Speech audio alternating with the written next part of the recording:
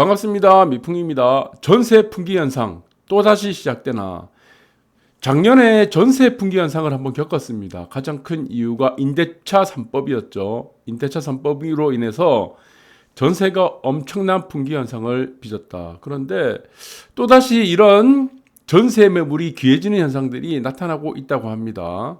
그 가장 중요한 이유 중에 몇 가지를 꼽으라면은 당연하게 보유세 인상으로 인해서 전세보다는 집주인들이 월세를 선호하는 현상, 그리고 반전세를 선호하는 현상으로 인해서 전세 매물이 귀해지고 있다. 이 부분이 있고, 또 하나는 여러 가지 요인들이 많겠죠. 공급이 일단 안 나오죠. 아파트에 공급이 있어야지 전세를 놓든 월세를 놓든 아파트 매매를 하든 이렇게 지금 될 것 같은데, 전혀 그런 부분들이 지금 공급이 나오지 않기 때문에 이런 전세도 분기도 되고 있다. 또 하나는 자산 선호 현상들이 굉장히 강합니다. 화폐 가치의 하락이라는 부분들이 자고 일어나면은 계속 떨어지는 거예요.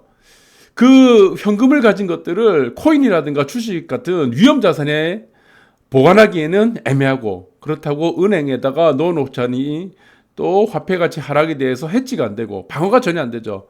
그래서 이 자산 선호 현상들이 아파트를 더욱 구매력을 당기고 있다, 이렇게 보시면 됩니다. 또 한 가지가 뭐냐면은 여러분들이 잘 아시겠지만 재초안입니다. 재건축 초과 이익이라는 이 재초안으로 인해서 재건축 재개발 단지들이 공급을 확대시키지 않습니다. 분담금을 내느니, 재건축 초과 이익 분담금을 내느니 자기들이 재건축 분담금을 내겠다는 겁니다. 분담금은 두 가지가 있죠. 네, 그래서 재건축 초과 이익을 내는 분담금도 분담금이고, 아파트를 짓기 위해서 내는 여러 가지 분담금이 있을 겁니다. 예, 그것도 분담금인데, 차라리 이 분담금을 세금으로 내느니 아파트를 고급화 시키는데 낸다. 그렇기 때문에 공급이 또 막히는 겁니다. 이런 이유들, 그리고 재건축을 비롯한 방배 13구역, 반포주공 1단지, 그리고 1, 2, 4주구도 마찬가지로 지금 이주를 시작해야 되기 때문에 전세 분기 현상들이 제가 볼 때는 올 가을에도 또 한번 나타날 가능성이 있다, 이렇게 보고 있습니다. 이것들이 계속 저는 주기적으로 나타날 가능성이 굉장히 크다고 보고 있습니다. 1년 내에 집값 잡는다. 그래서 지금 또 서서히 또 전세가가 지금 올라가기 시작하죠. 전세가 풍기 현상이 빚어지니까 정부 국토부는 도심 주택 공급 대책에 고삐를 가하겠다고 합니다. 그래서 여기서 고삐를 가하겠다는 것은 무엇입니까? 민간을 통한 누구나 다 원하는 살고 싶은 집을 짓는 것이 아니고 50% 이하 공공임대주택을 짓는 공공개발입니다. 공공개발. 네, 그리고 부산, 대구, 부산 네 곳. 그리고 서울은 각계적으로 지금 이루어지고 있는데 도심 공공개발 추진한다고 한다. 그래서 은평 증산 4구역 주민 동의 확보했다. 여기서 동의 확보라는 거는 지금 아시겠지만, 지금 신문기사도 마시겠지만 이게 동의 확보가 지금 10%예요, 10%. 근데 지금 언론 기사에서는 지금 얘기를 좀 잘못하고 있어요. 과대평가하고 있는 것 같습니다. 지금 일반적으로 동의율을 한 3분의 2 정도, 60% 이렇게 좀 쌓아야 되죠. 60% 정도를 채워야 되거나 최소한 절반 이상을 가져가야 되는데 60%. 그런데 지금 동의율이 10%밖에 안 돼요. 근데 이거를 중인 동의 확보되었다고 지금 얘기하고 있습니다. 이거는 좀 잘못됐습니다. 네, 그렇게 보시면 되고, 네, 여기서 나와 있는 부분이 있습니다. 네, 여기서 나와 있는 부분이 서울의 도봉 쌍문역 동축하고 도봉 덕성여대 있죠.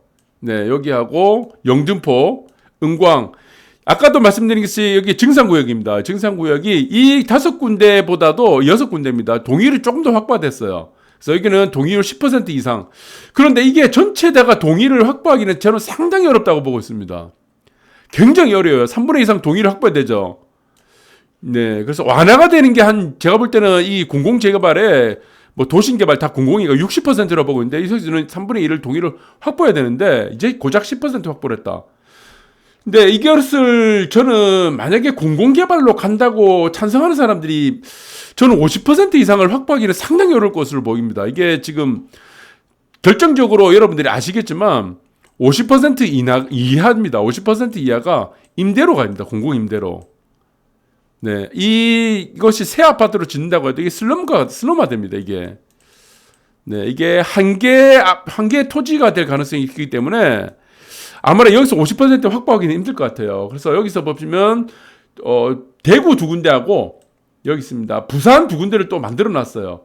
뭐 대구는 지금 미분양이 지금 나오고 있는 곳이라서 이건 큰 의미가 없다고 봅니다. 그래서 부산은 뭐 점포 3구역하고 단감 4구역. 그런데 이거는 동의율이 저는 의의가 이게 나올까 하는 생각이 저는 굉장히 좀 되네요. 지금 부산에도 지금 재개발 재건축에 하이엔드 바람이 불어가지고 여기서 만약 뭐 50% 이하의 뭐 임대주택을 놓는 아파트를 짓는다고 하면 누가 동의하겠습니까? 그래서 저는 이거는 좀 힘들지 않겠나 이렇게 보고 있습니다. 네. 그리고 여기서 보시면 20년 이상 노주택 건물 비율이 대구는 50%, 부산 60%라고 지금 나와 있죠. 그래서 지금 노주택 비율은 지금 이제 서울 같은 경우는 60%고 이 부분들을 여러분들 참고로 잘 하셔야 돼요. 참고로 잘 하셔야 되는데 지금 사람들을 만나면 뭐 저녁 식사라든가 뭐 이렇게 사람들을 만나면 전부 다 재건축 재개발 박사들이야. 전부 그냥 뭐 하버드 대학 뭐 건축학과 나온 있죠. 도시계획과 이 나온 사람들만큼보다도 더 박사들입니다. 지금 부산 같은 경우는 마찬가지로 지금 대구는 뺄게요. 서울 같은 경우도 마찬가지죠. 서울 같은 경우는 네, 여기 먼저 서울을 보시면은 노주택 비율에서 이것이 노후도입니다. 이게 노후도에서 점수가 있어요. 기본적으로 있는 것이 60% 이상. 서울은 조금 완화되어 있습니다. 부산보다. 부산도 지금 밑에 보시면은 이 공공개발을 통해서 노후도를 60%라고 하는데 부산은 현실적으로 재개발이 굉장히 어렵습니다. 이게 굉장히 어렵게 만들어 놨어요. 재개발이요. 그래서 앞으로 부산 지역의 재개발이 나오기는 상당히 어렵겠나라고 생각이 들거든요. 네, 이 부분들 보셔야 되는데 지금 왜 그러냐면은 이 지역이 있습니다. 네, 이 구역이 하나 있어요. 이거 뭐 역세권에서 반경 뭐 350m라고 두고 봅시다. 네, 설정한다 그러면 역세권이고 예, 여기 있으면은 여기에 건물이 하나 있습니다. 이 건물이 하나 있죠. 그러면 서울 같은 경우는 재개발을 굉장히 완화를 해서 추진하는데 이 건물에 만약에 200제곱미터입니다. 200제곱미터라고 하면은 서울 같은 경우는 이거를 60제곱미터 한 호를 둡니다. 그래서 전체 호가 50호 이상이 돼야 되죠. 1헥타르당. 그러니까 10,000제곱미터. 10,000제곱미터당 50호가 되면은 충족이 되면은 이거는 10,000제곱미터 이상에서의 재건축 재개발 사업을 할 수가 있습니다. 근데 서울 같은 경우는 만약에 20,000제곱미터라고 하면 아니 200제곱미터 정도라고 하면은 60제곱미터당 1호를 찍습니다. 1호. 그러니까 200제곱미터의 건물이 있으면 이거는 3호로 치는 거예요. 예, 이거를 3호로 치는 거고 여기서 노후 밀집도를 여기서 계산을 다 하죠. 그래서 점수를 계속 매깁니다. 그래서 여기서 노후주택하고 호수 밀도를 계산해서 네, 이렇게 재개발을 할 수 있게 점수를 두는데 부산 같은 경우는 어떻습니까? 부산 같은 경우는 재개발하기가 굉장히 까다로워요. 굉장히 까다롭습니다. 그래서 여기서 보시면은 건물이 하나 있다. 여기 부산도 마찬가지로 여기 건물이 하나 있죠. 그 지역 내, 이 구역 내에 건물이 하나 있는데 이 건물이 똑같이 200제곱미터예요. 서울은 200제곱미터면은 60제곱미터당 한 호를 치기 때문에 이거는 3호로 칩니다. 세 가구가 있다고 치는 거예요. 3호. 그런데 부산 같은 경우는 200제곱미터면은 이걸 1호로 칩니다. 건물 하나를 그냥 1호로 치는 거예요. 그러면 이건 어떻게 씁니까?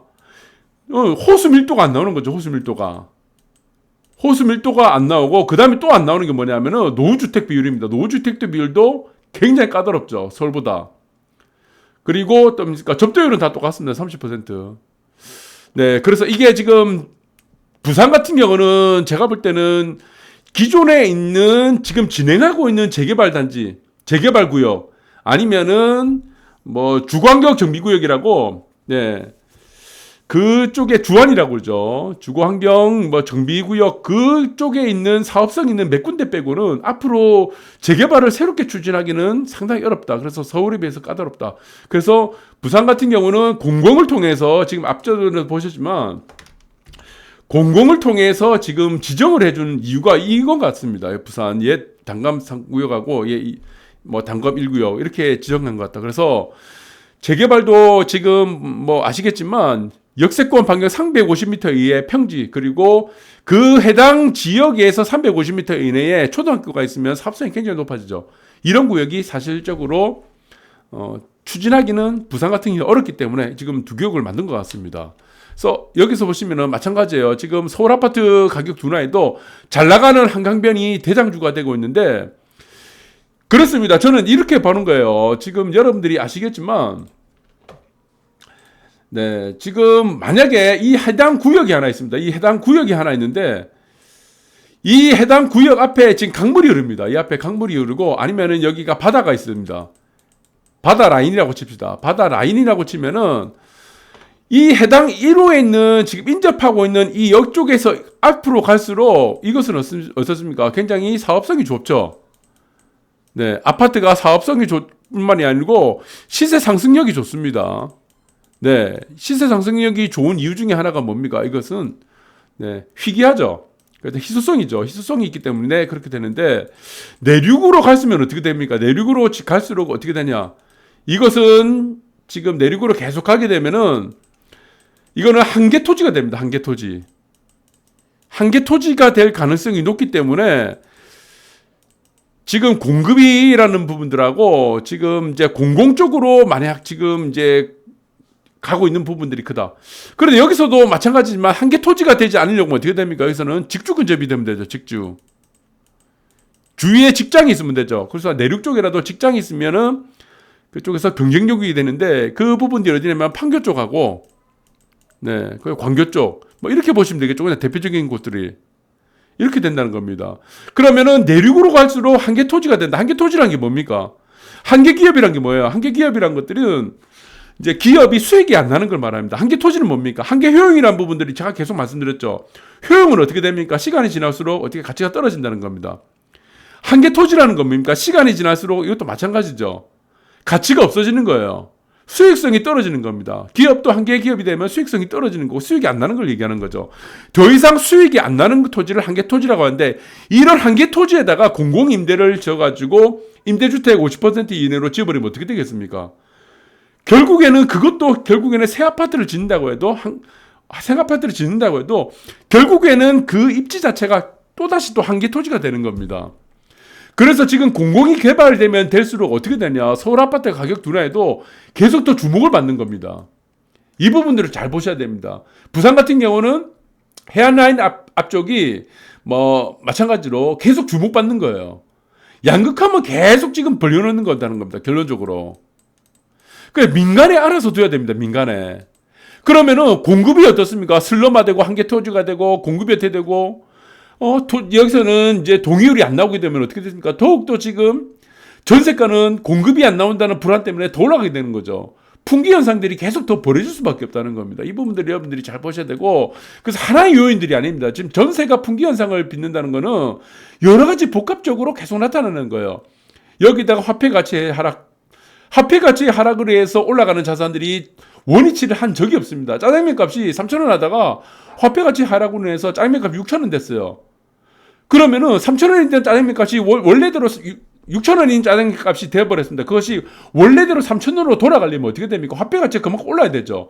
화폐란 것은 기축통화가 아니고 준기축통화가 아닌 이상은 화폐 가치가 근본적으로 올라갈 수가 없다는 겁니다. 그래서 화폐 가치에 의한 상승이란 것은 우리가 기존에 있었던 뭐 노무현 정권 때도 마찬가지고 그때의 상승하고 좀 다릅니다. 이기가. 그래서 이렇게 잘 보셔야 된다는 거고, 민노총은 여기서 한 수를 더 뜨고 있습니다. 공공주택 전체 주택의 50%를 확대를 해라. 그러니까 지금 현 정권의 지분을 갖고 있는 것이 민노총이죠. 그러니까 모든 재건축의 재개발이라든가 이 사람들을 공공으로 자꾸 밀고 가려고 하는 겁니다. 공공으로. 결국에는 공공으로 가는 이 모든 사업들이 어떻게 되냐. 앞자도 말씀드렸지만 한계 토지가 된다는 겁니다. 한계 토지가.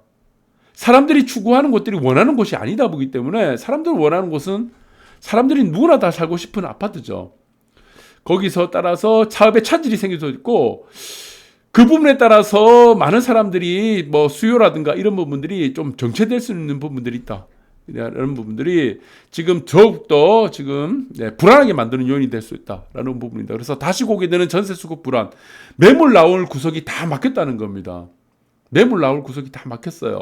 전세도 마찬가지로 지금 보유세가 올리다 보니까 임대차 3법으로, 그래서 임대차 3법이라는 가난한 사람들, 세입자를 위한 정책을 하다 보니까 세입자들이 오히려 더 피해를 보게 되는 겁니다. 노동자를 위한 정책을 하면 노동자들이 다 피해를 입게 되죠. 일자리를 다 잃게 되죠.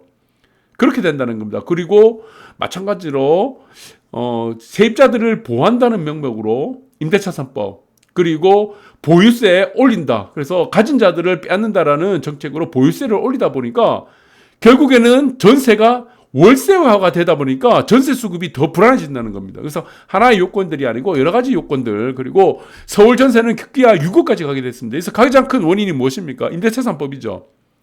임대차 3법. 그리고 강남, 강북도 2억 차로 역전이, 양극화가 계속되고, 거기에 따라서 마찬가지입니다. 서울, 부산도 한강변 아니면은, 해안라인 쪽으로 선호 현상들이 계속 지금 극대화되고 있다. 그래서 양극화도 계속 심해지고 있다. 라는 부분입니다. 그래서 저는 전혀 방향을 잘못 잡고 있는 게, 아까도 지금 말씀드린 한계 지금 효용이다. 한계 효용, 한계 토지, 한계 입지, 한계 아파트, 이런 부분들을 정부가 계속 만들고 있는 겁니다. 정부가. 예, 정부 주도의 공공사업으로 가면은 결국에는 어떻게 됩니까? 이렇게 됩니다. 양극화가 됩니다. 이 양극화가 되는 가장 큰 이유가 무엇입니까? 인간의 욕구를 정부가 제어할 수 있다는 부분이죠. 제어가 안 되죠. 네. 효용이란 것들은 한계가 있기 때문에, 한계 효용이기 때문에. 그래서 이런 부분들이 계속 나타나고 양극화가 되고, 그리고 사업 추진은 되고, 추진이 된다고 하더라도 임대 비율 자체가 50% 이하가 되기 때문에 한계 토지로서의 가속력만 계속 가진다는 겁니다. 그래서 양극화를 해안라인이라든가 한강변 중심으로 해서 계속 양극화만 벌어지게 된다. 그리고 1대1 재건축, 압구정 3구역 마찬가지입니다. 지금 마찬가지로 전세의 풍기를 계속 앞당기는 것도 또 이 부분이에요. 네, 마찬가지죠. 여러분들 잘 보시기 바랍니다. 왜 1대1 재건축을 합니까? 압구정 3구역이. 왜 1대1 재건축을 하죠? 제초안이죠. 부자들한테, 집을 가진 사람들한테 재건축을 하게 되면은 불로소득이라는 걸로 강제로 뺏어가기 때문에, 세금 내느니, 분담금 더 내서 아파트 고급화 시키자는 겁니다. 하이엔드로 가자는 거예요, 전부 다. 일반 분양 늘리면 뭐합니까? 다 뜯어먹는데, 세금으로 다 토해내야 되는데, 그러니까 분담금을 내지 말고, 분담금을 더 내고, 제초한 분담금을 내지 말자, 세금을 내지 말자. 그러면 어떻게 되냐? 사업비가 올라가죠. 그래서 아파트들이 지금 추진하고 있는 게 뭡니까? 1대1 재건축으로 해서 초고속으로 추진하자는 겁니다. 초고속. 그래서 분담금 낮추자는 겁니다. 네. 그래서 1대1 재건축을 하면 가장 좋은 게 무엇입니까? 네. 사업에 대한 조합원들의 이윤이 없기 때문에 당연히 제초안을 낼 필요가 없는 겁니다. 거기서 사업을 속도전으로 2년 안에 조합 설립부터 이주 철거까지, 착고까지 들어가자는 거예요. 그래서 이것들은 다 또다시 뭡니까? 어떻게 되는 거예요? 공급을 다 막아버리는 겁니다. 서울, 부산이 재건축을 하고 있고 재개발을 하고 있어요. 하고 있는데 물량이 없는 거야, 물량이. 물량이 나온다는 얘기가 없는 거야. 이 부분입니다. 물량이 없어요. 물량이 나와야지 뭐 전세를 주든 월세를 줄 거 아니에요. 그러니까 이 현상들이 지금 계속 주기적으로 나오는다는 겁니다. 그래서 저는 이 부분들이 화폐 가치 하락과 더불어서 공급 자체가 막고 있는 거다. 그 공급을 막고 있는 것들이 전부 정부 정책이에요. 제초안은 그거 왜 만들었습니까? 그 제초안을. 임대차 3법을 왜 만들었어요? 모든 정책들이 세입자한테 불리하게 만드는 정책이잖아요. 그리고 눈 높아진 부산 재건축, 아까도 얘기했지만 강남처럼 마크로 썸이 짓자. 지금 얘기 이렇게 나오는 거예요. 지금 다. 왜 이렇게 나옵니까? 분담금 지금 제초안 때문에 그러잖아요. 제초안 때문에. 그러니까 해운대 우동 3구역하고 사하도 마찬가지입니다. 지금 사하구 쪽에 있는 개정 5구역도 줄줄이 공사 지금 계약 해지하고 최고급 하이엔드 브랜드로 가자는 겁니다. 일반 분양 줄이라는 겁니다. 이어서 중요한 게 뭡니까? 일반 분양을 줄이서라도 분담금을 조금 더 내서라도 어떻게 하자는 겁니까? 분담금을 조금 더 내더라도 하이엔드로 가자는 겁니다. 하이엔드. 우리 고급화에서 한계 토지를 만들지 말자는 겁니다. 한계 토지. 네. 수익이 나지 않는 토지를 한계 토지로 하잖아요. 한계 토지를 만들고 하이엔드로 아파트로 가면 어떻게 됩니까? 이거는 한계 토지가 안 되죠. 이거는. 한계 입지가 안 되죠. 이거는 무슨 입지가 됩니까? 희소성을 받는 입지가 되는 거죠. 우리가 한강변이라든가 해안라인처럼 희소성을 받는 거죠. 하이엔드 아파트 거의 없으니까. 그래서 이렇게 가자는 겁니다. 한 개의 토지로, 한 개의 입지로 가지 말고. 네. 그래서 마찬가지로 이런 부분들이 결국에는 또 전세난을 가중시키는 역할을 하고 있다. 이렇게 보시면 되겠습니다. 네. 그리고 강남 5,200가구 재건축 위주 이 부분도 마찬가지로 올 하반기부터 시작해서 올해부터 시작해서 방배 73구역하고 반포주공 1단지죠. 1, 2, 4주구 마찬가지로 이주를 앞두고 있다 보니까 또 이것들이 전세난을 강중시키고 있습니다. 그리고 더욱더 지금 불안하게 하고 있는 요인들이 무엇이냐면 중국인들하고 일본인들이에요. 최근 중국인들 외에 일본인들도 입지를 계속하고 있어요. 한강변 아파트하고 서울의 한강변하고 부산에 있는 해안 아파트, 해안 일선에 있는 아파트에 대해서 지금 일본인들도 계속 지금 입지를 계속하고 있답니다. 매입 의사가 있는. 중국인들이 매년 700채씩을 꾸준히 담고 있고 여기에 따라서 일본인들도 계속 담고 있다. 그러니까 매물을 한국인들만 사는 것도 아니야. 매물을 나오면은. 그러면 한국인들이 사게 되면 그 월세 줄 수가 있는 거 아니에요. 그런데 중국인들, 외국인들까지 지금 가세를 하고 있는 거예요. 입장들이. 그래서 지금 모든 요인들이 있습니다. 네. 아까도 말씀드렸지만 여러 가지 요인들이다. 정부 정책에 따른 임대차 3법 요인들도 있을 거고 그리고 자산 선호 형상, 화폐 가치에 따른 자산 선호 형상들 때문에 이미 월세를 살거나 전세 사는 사람들이 집을 매입해서 실거주를 하는 형태가 지금 많이 이루어지고 그리고 보유세로 인해서 전세보다는 월세를 통해서 세금을 내기 위한, 네, 그런 효과들, 네, 그리고 그런 것들과, 그리고 마찬가지로 제초안, 이런 부분들, 그리고 공공사업, 이런 부분들로 인해서 공공사업들은 동의율이 계속 안 나오죠. 계속 지체되고, 공급이 딜레이되고, 그리고 재건축 재개발은 하이엔드 고급화로 가는 추세들, 이런 것들이 제초안이라는 생과 맞물려가지고, 공급을 다 줄이고 있다는 겁니다. 그래서 저는 지금 앞으로의 전세난들은 지금 이제까지 몇 년 동안 계속 적체됐던 공급이 어느 정도 해소되기 전까지는 매년 이사철이 다가오는 봄 시장하고 가을철이 되게 되면 주기적으로 배소 나타날 가능성이 크다라는 부분들을 요약해서 정리해드렸습니다. 오늘 방송 여기까지 하도록 하겠습니다. 감사합니다.